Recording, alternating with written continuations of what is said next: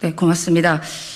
다음으로는 참석해주신 의원님들, 특히나 저희 이 최혜병 특검 관련해서 누구보다 앞장서고 계시는 초선 의원님들 대표해서 수원에 계신 김준혁 의원님의 말씀을 듣도록 하겠습니다.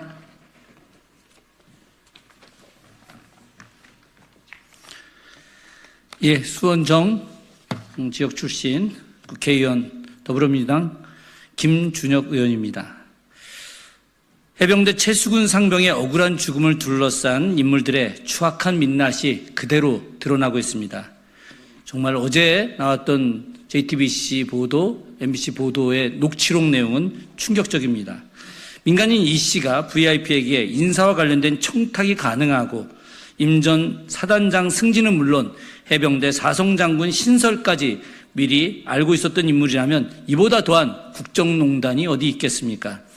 이러한 녹취를 종합적으로 볼 때 임 전 사단장의 청문회 증언은 완벽한 거짓으로 드러났습니다. 증인선서를 거부했던 것은 아예 처음부터 최수근 상병 사건과 관련된 질문에 위증하기 위한 것으로밖에 볼 수 없습니다. 그리고 윤석열 대통령과 대통령실이 모든 가용 인력을 동원해 임성근 구하기에 그렇게 열을 올린 것은 주가 조작범을 보호하고 최종적으로는 김건희 여사를 보호하기 위한 신속한 행동이었다고밖에 볼 수 없습니다.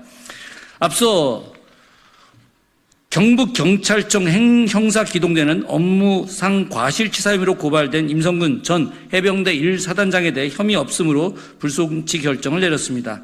이것이 바로 반드시 특검이 필요한 이유이기도 합니다. 이제 아무도 국가 공권력을 믿을 수가 없습니다.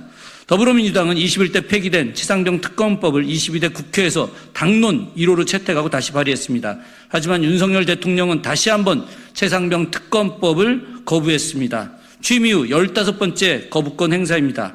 혹시나 했지만 역시나였습니다. 대통령은 이미 국민을 보호하고 지켜야 하는 본분을 잊은 지 오래입니다. 대통령이 국민을 지키지 못한다면 그 자리에서 당장 내려와야 합니다. 오늘 정오 기준으로 윤석열 대통령 탄핵소추안 즉각 발의 요청에 관한 청원이 136만 명을 넘어섰습니다. 국민들 분노하고 있습니다. 곧 거리로 모든 국민들이 뛰쳐나올 가능성이 멀지 않았습니다. 국회 역시 분노하는 민심에 정확히 응답해야 합니다.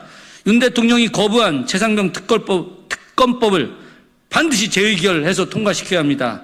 이미 총선에서 톡톡히 심판을 받은 국민의힘 역시 재의결에 반드시 동참해야 할 것입니다. 국민들은 이미 민간인들의 국정농단으로 인해 대통령 탄핵을 충분히 경험한 바 있습니다. 계속해서 윤석열 대통령과 김건희 여사, 국민의힘이 국민들의 분노를 외면한 채 자신들의 치부를 덮는 데만 급급한다면 국민들은 이제 탄핵의 목소리를 높이 올릴 것입니다.